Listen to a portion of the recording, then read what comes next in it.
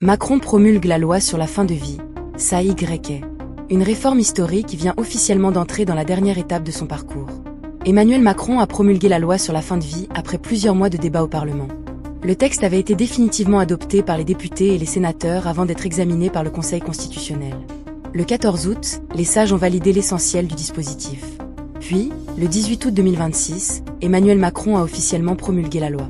Elle doit maintenant être publiée au journal officiel. Mais concrètement, qu'est-ce que cette réforme change? Le texte crée un cadre permettant, sous des conditions strictes, à certaines personnes atteintes d'une affection grave et incurable de demander une aide à mourir. Et attention, cela ne signifie pas que n'importe quelle personne pourra demander cette aide. La loi prévoit plusieurs critères et différentes étapes médicales avant qu'une demande puisse être acceptée. Pour ses défenseurs, cette réforme représente une évolution majeure dans la prise en compte de la volonté des patients en fin de vie. Pour ses opposants, elle soulève au contraire de nombreuses questions éthiques et des inquiétudes concernant les personnes vulnérables.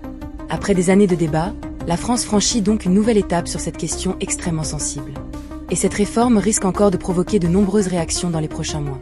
Selon toi, cette loi représente-t-elle une avancée pour les patients, ou va-t-elle trop loin ?